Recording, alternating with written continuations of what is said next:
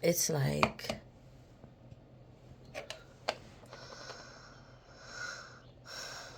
I love my serenity room. It gives me a way to enjoy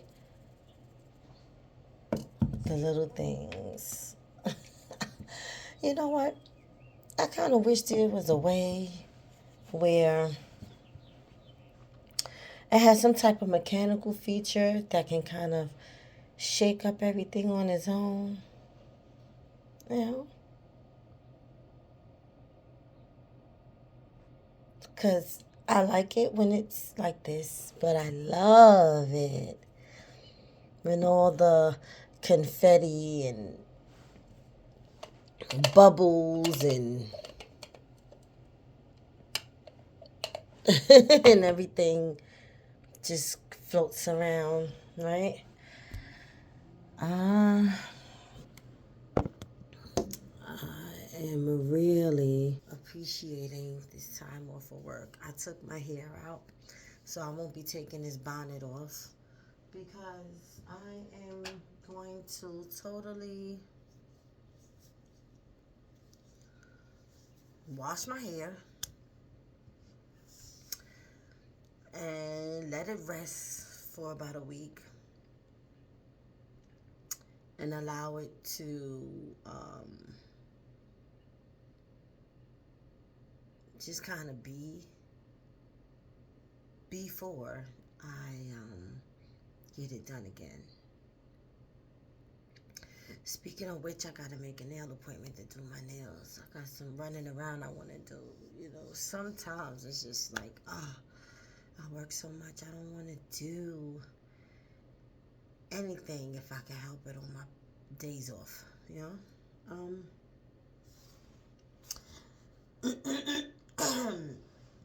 And so I'm just taking in the little things that I appreciate. See my Malcolm X pillow? It's in a serenity room. And like Malcolm X, it's a strong comfort. And I had the sign that my daughter-in-law made me one day when she surprised me. I was having a really rough time during this time, and this is before the death. I was just having, a moment trying to figure out where I'm going to be, what am I going to do with my life. And she made this sign for me. Tutu is what my grandbaby calls me. Um, this is where I keep my stones at. Because stones have energy. They have healing energy. They're alive, like the grass and the trees. This is a vanilla bush, and it smells like vanilla. It's really, really nice. And this is my coffee. And I'm just going to sit in here and listen to some music. But instead, I'm going to do a video. So bear with me while I set this down. I hope that you guys can see me. I'm really waking up. I probably should have waited until I really had myself together to do a video. And you know what? I will do another video when I get myself together.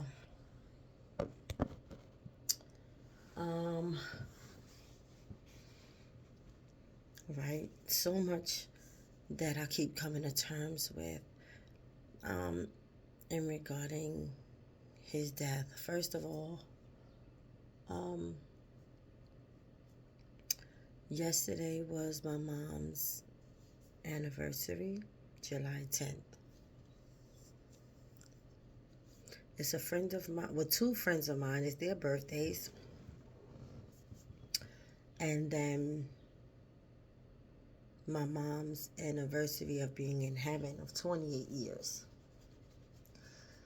And one thing for sure, two things for certain about death is that when a person has an impact on your life, right?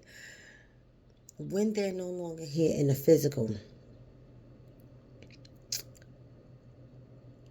I don't really think you ever stop grieving. I think that you just learn how to cope with your emotions. You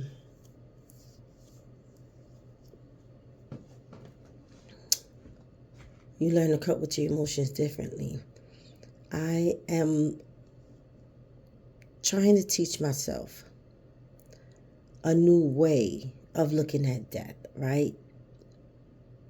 Perhaps it's not even fucking new. Looking at death, right, is like an old cultural tradition that needs to be brought back. It has been taken away from us and removed from us. And what I mean by that is that so in my studies, I've learned that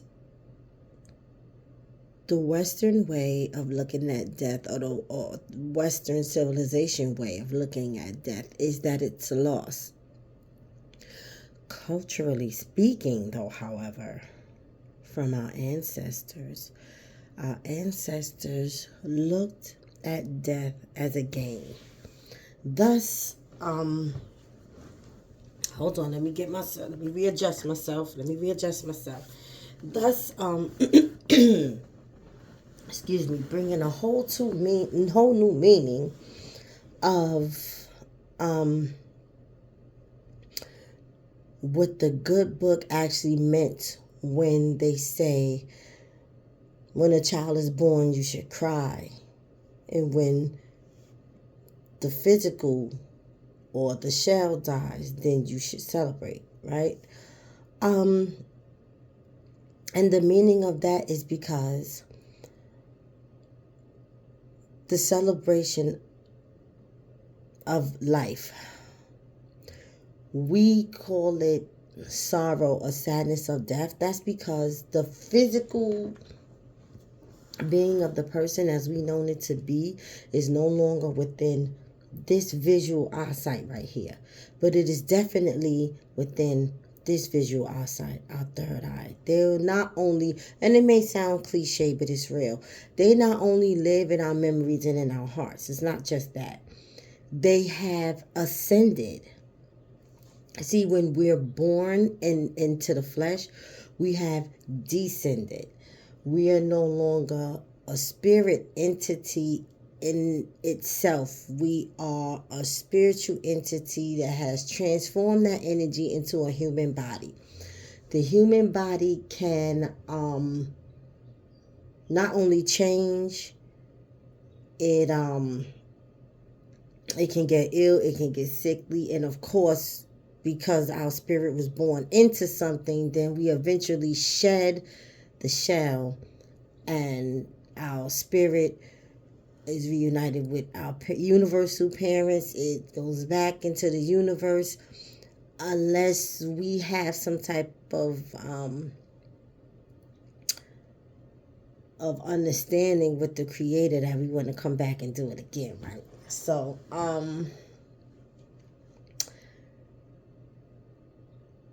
their physical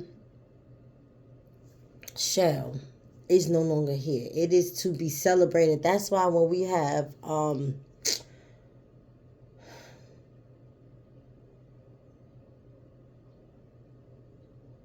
the name is right at the tip of my tongue.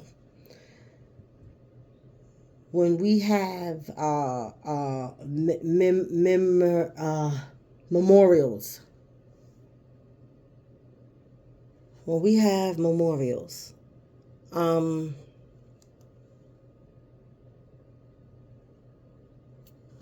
excuse me, I was getting a call coming in. When we have memorials, it's actually called a celebration of life. We should be celebrating their life because they have ascended back into their original state, their original form. They're able to have that energy transition and become better versions of themselves.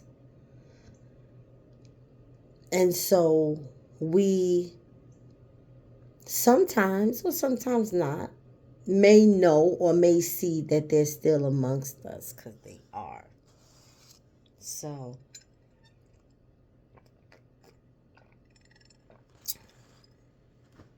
when we get time by ourselves and we meditate and we pray and we request and we ask for shit and we're trying to get some understanding about shit, you know what you can do? You can. I'm sorry about that because I'm getting a call coming through, and now the notification comes up late that recording will be stopped for the phone call, but I don't want to stop the recording right now. So whoever it is gonna have to call me back.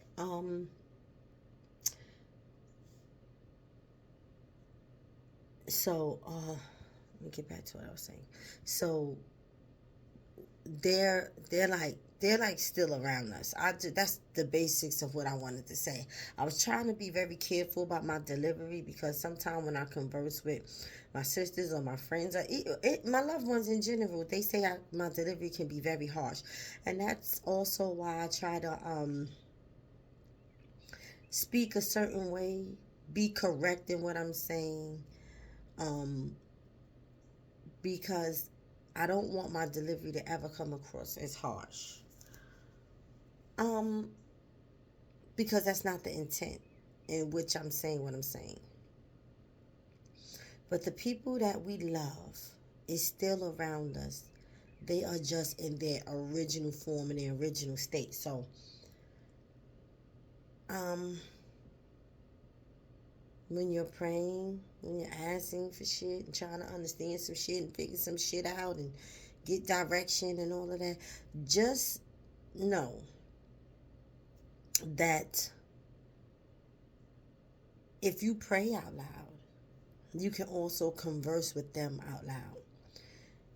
If you don't pray out loud, that's fine too. You don't have to, because prayer is in alignment, a direct alignment with the Creator, and you shouldn't allow any other energies or entities into that space anyway. But you just have to know that they're around and you can summon them. And I'm not trying to scare you. It's not about like witchcraft or anything like that at all. But let me give you an example. Let me just give you an example. Um okay.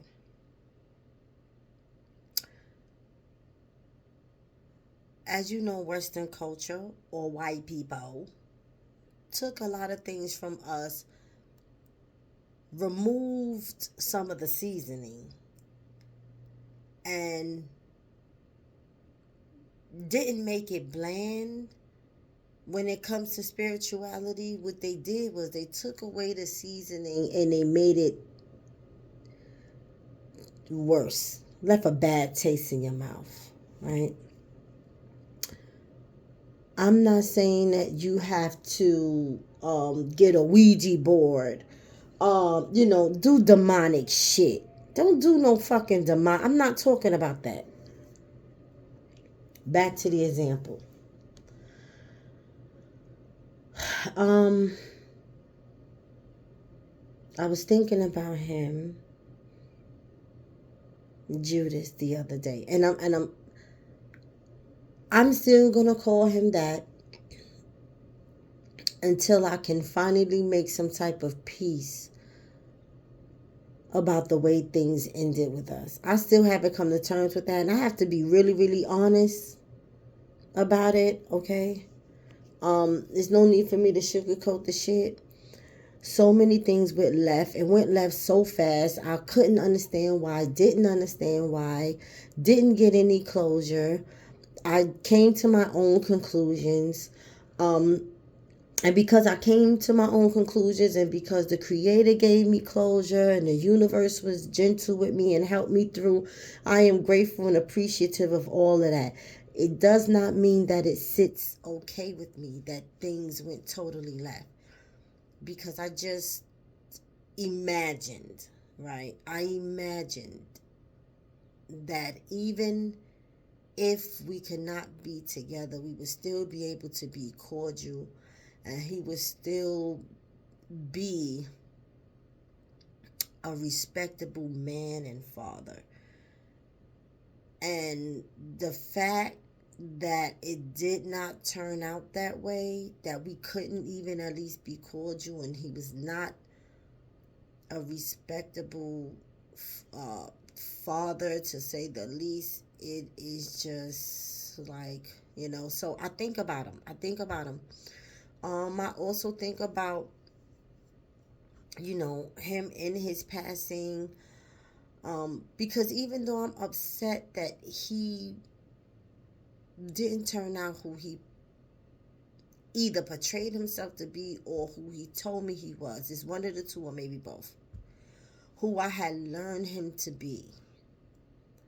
Um, I didn't wish anything on him. I didn't wish anything bad on him. What I did wish is that one day, I said, one day he gonna get his shit together. I don't know what he think he missing.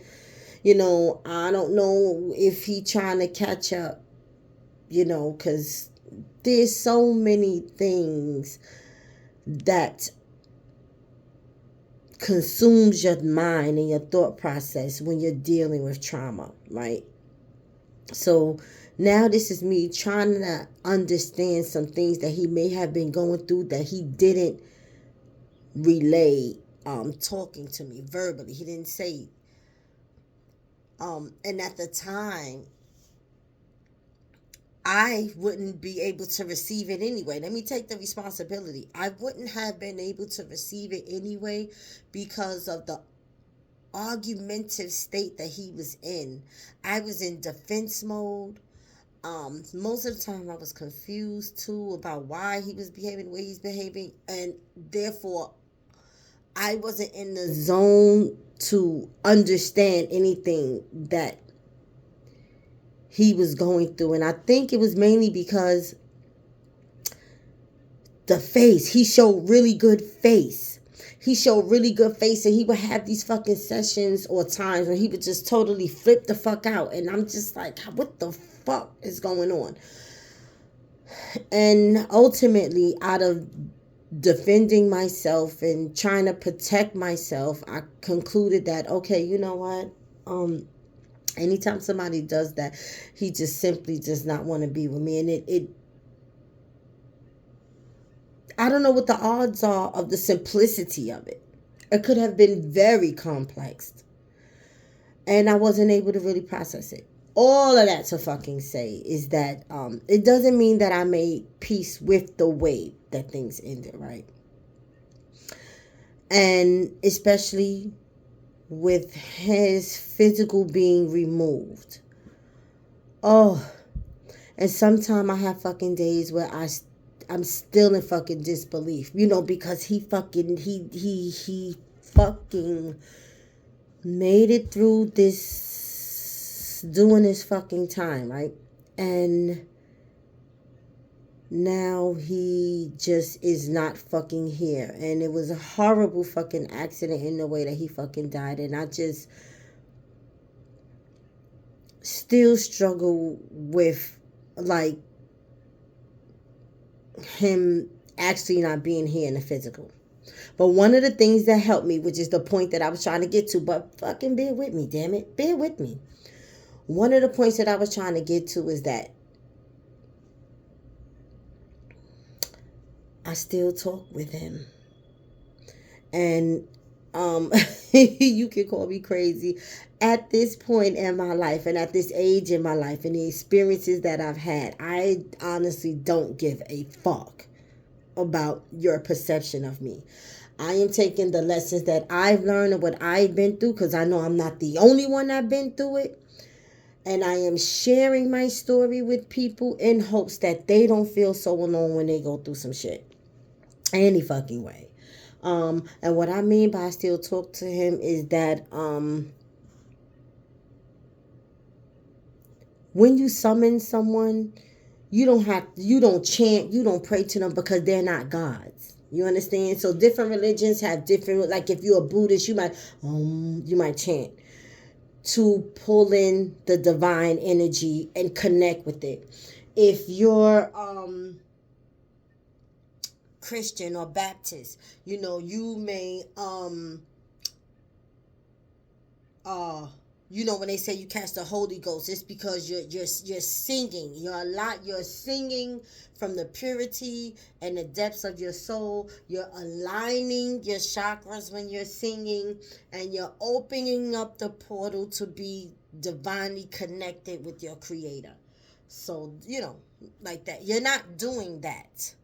Okay? So when I say summons in, you're not fucking praying or getting into divine alignment with these energies. That's not what the fuck you're doing. When you summon them, you're simply calling their name. That's all you're doing. And in my grieving process about him, I simply call his name and say what I want to say. And I'm going to tell you something else too. It ain't always good. I can say, and again, on this channel, I'm going to address him as Judas until I can, come to make my peace with the way things ended. But that is not how I address him.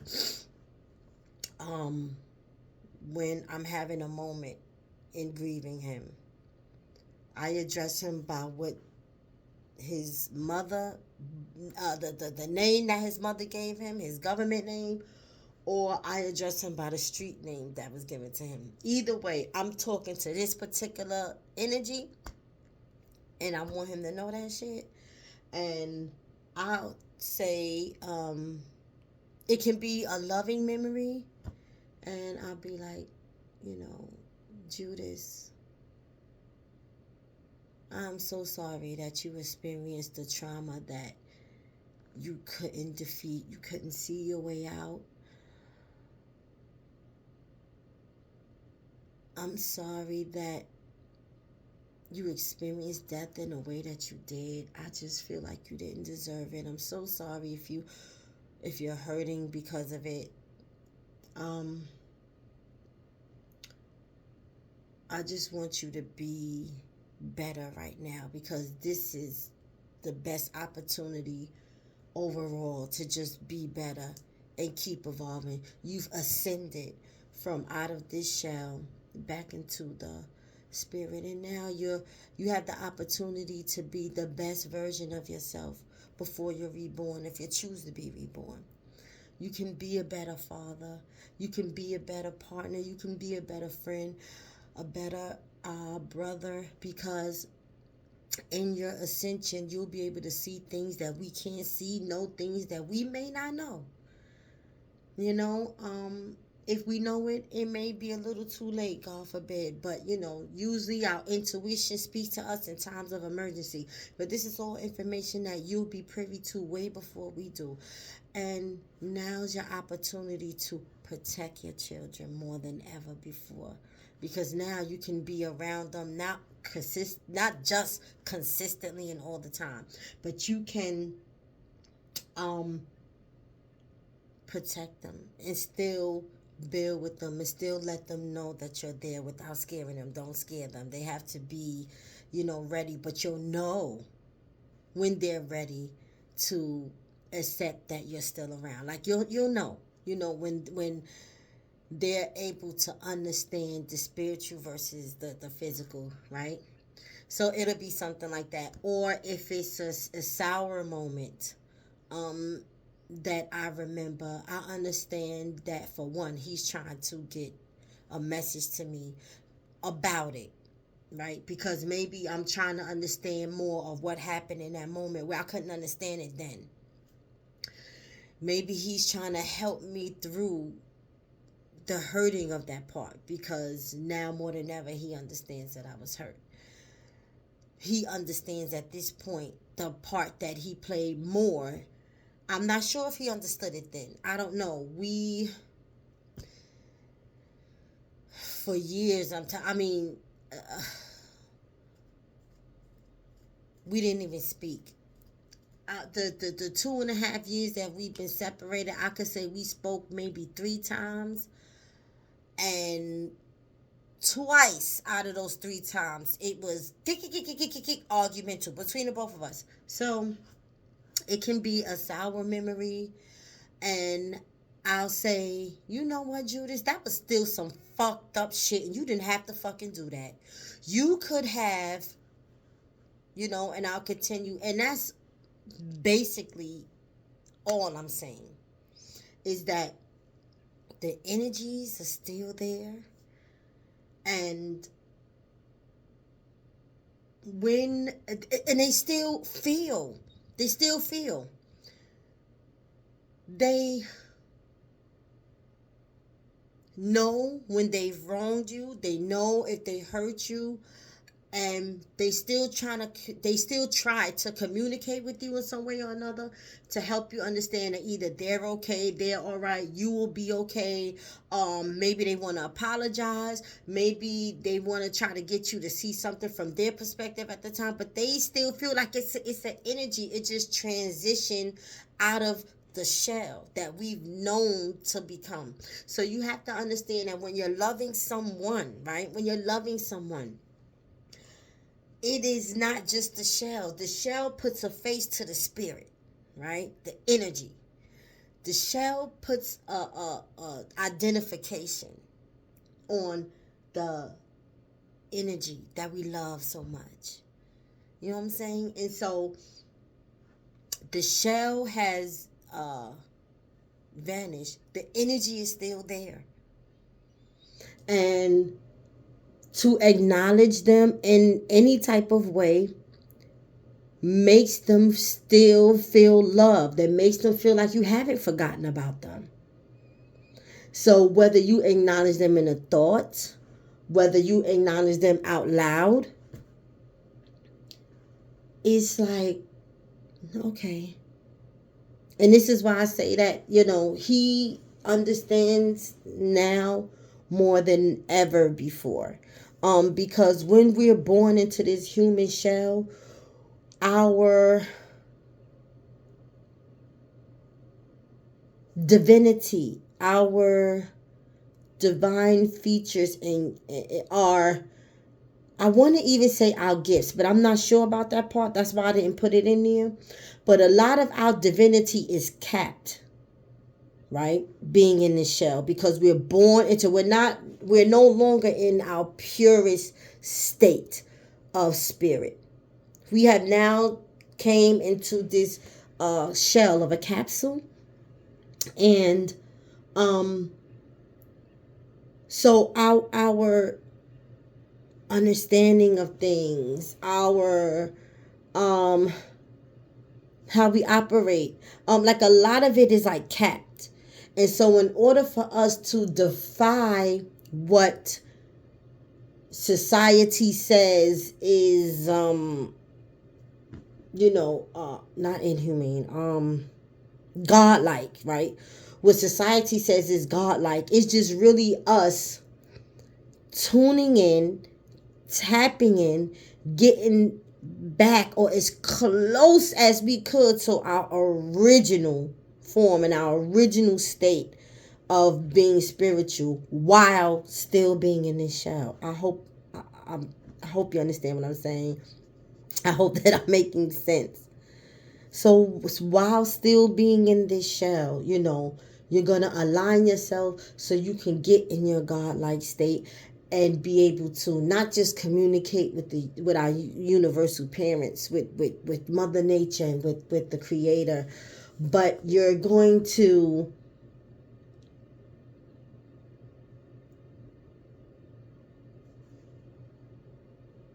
tap in with your higher self, and you can have a whole new transitional self. Like, you really can have that for yourself.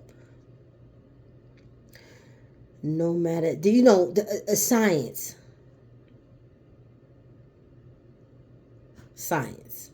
says that our bodies are machines, and that we can basically reverse whatever has went left, if anything has gone left, because I don't wish that on anybody. But in my brain, you saying our bodies are machines is dumbing down the fact that we are divinely made, and that the reversal of anything that's going on within has everything to do with your divine connection and your inspiring and change of mind. And everything begins with a thought, right? Every single thing begins with a thought. And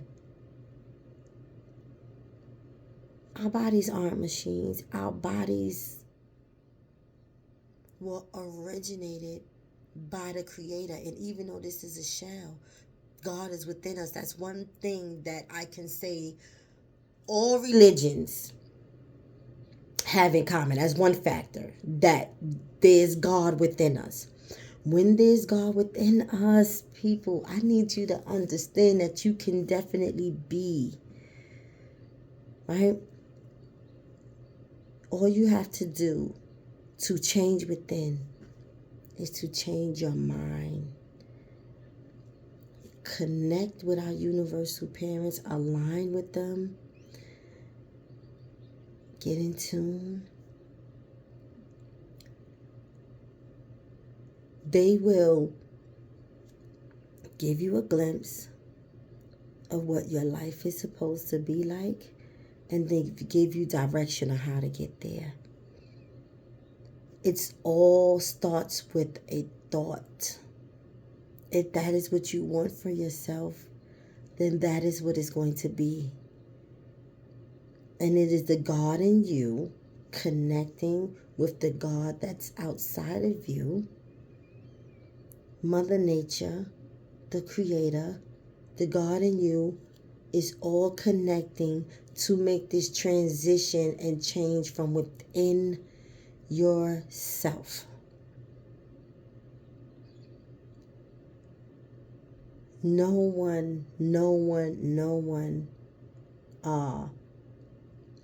ever said that anything worth having is easy.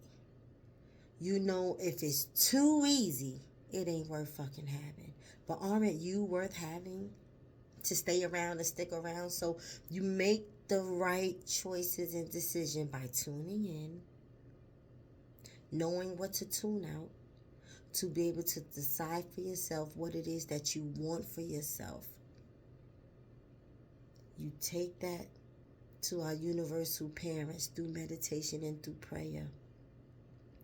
They will help you understand how what you want may or may not coincide with what you need, may or may not coincide with your purpose. They'll give you a glimpse of your purpose. You'll realize that what your purpose is, you've been getting like double dutch. You've been getting bits and pieces of it your whole fucking life. You'll start to see it as like a puzzle that's coming together. They'll help you understand what you need to do in order to get there. And you start doing what you need to do. Because you decided for yourself that you wanted either something more, something different, something better, or you're finally coming to terms with living in your divine purpose. Because your shell is tired of living in survival. Any form of survival. Any form of struggle. Right? And so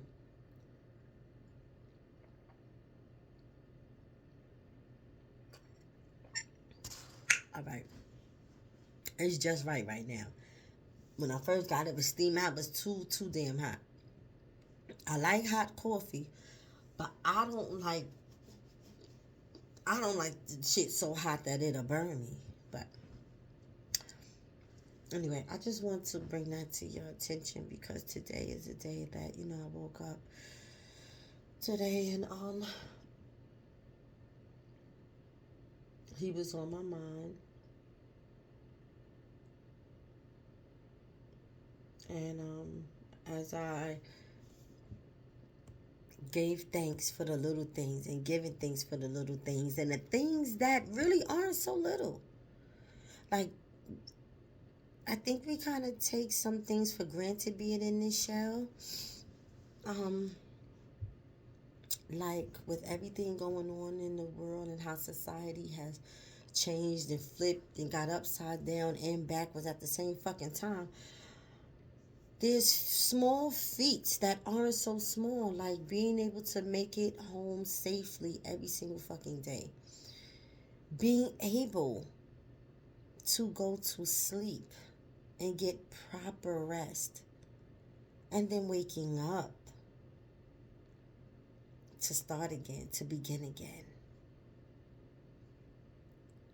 I think sometimes in the hustle and bustle of things and our focus turning on how we can get things done, I think it kind of distracts us from the fact that those feats aren't small at all. And that your loved ones are still your loved ones. They're still around. And that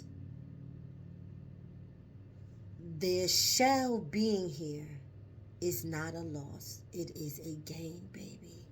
It's a gain. Because the living ancestor in the shell that we known it to be has ascended out of this shell and returned to its original form of spirit, still known as an ancestor. And we're able to communicate with them. And they're still going to protect us. And they're still going to converse with us. And they're still going to communicate with us. Sometimes it's in a dream. Sometimes it's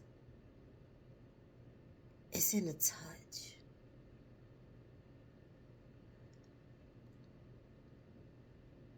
Yeah.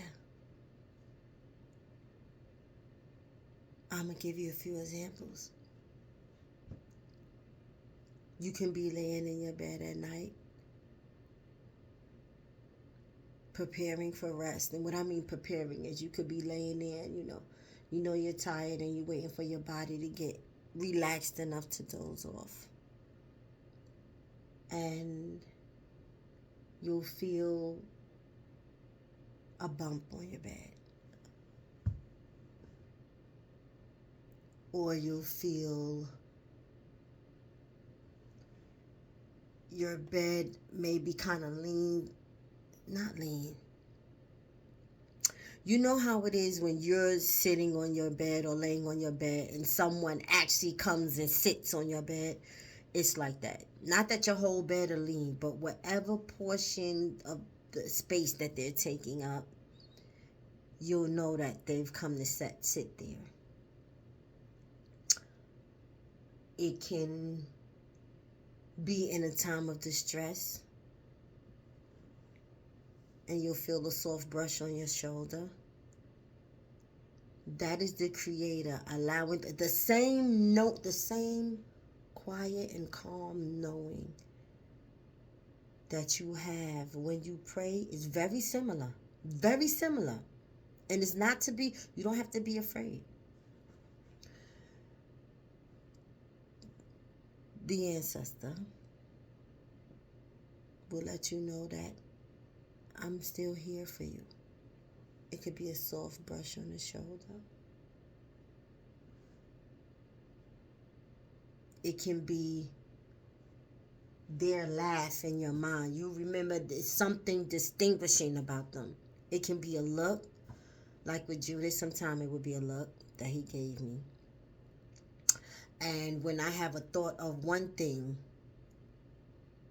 that look will come into my mind. Or it would be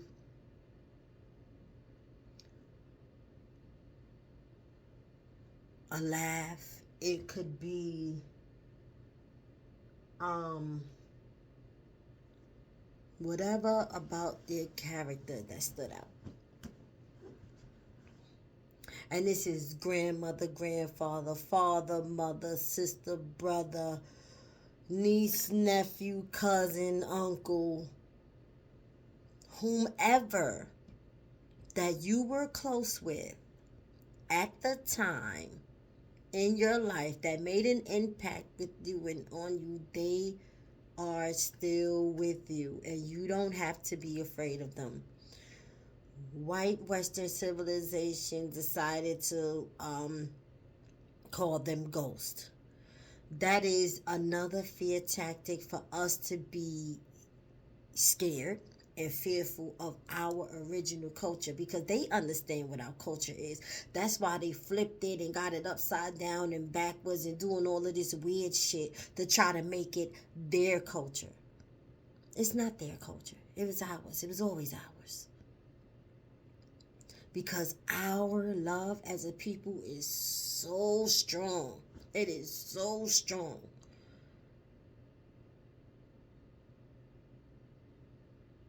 You know how strong it is?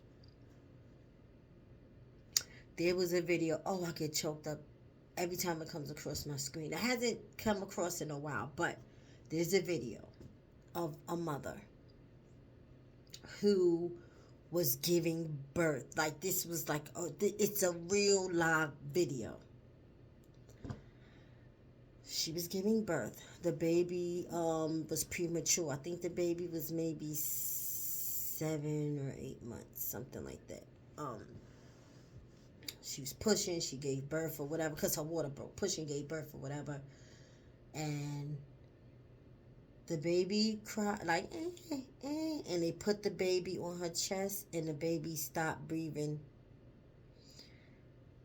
And they was like, oh, the baby's not breathing. We need to.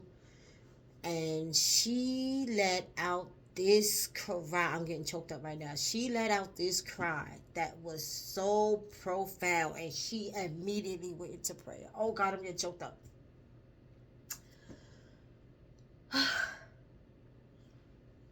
Right? She immediately went into prayer. You hear what I say? Screaming at the top of her lungs, God, oh God, please. Going. And all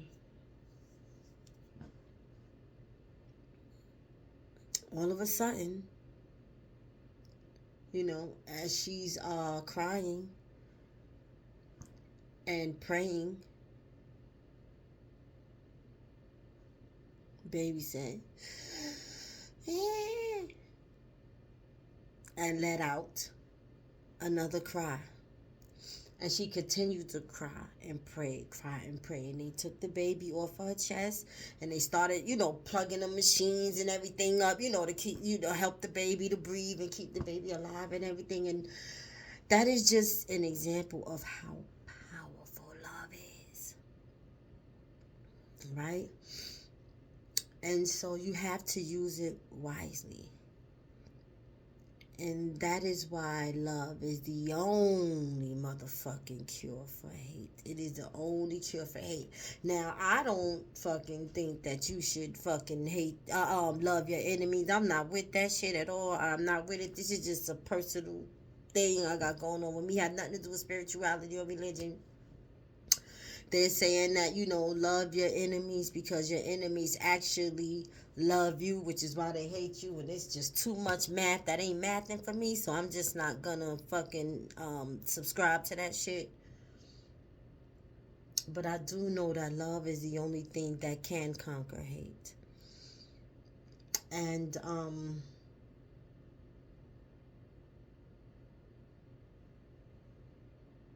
yeah. And so that was my morning chat, which I think I took up enough of y'all time, even though I wasn't trying to. But I'm going to go and wash my hair and prep it for a week's worth of nothingness, because I'm not going to do anything to this baby. I'm just going to let her breathe and feel free and feel good, I'm going to go in the back and water my plants and cook something for my family later. I enjoy doing that. I enjoy cooking for them, even though when it comes to them big dinners, child, ooh, I get tired, but I love cooking for them. And I hope that you not just learn something today. I hope that you take it easy on yourself.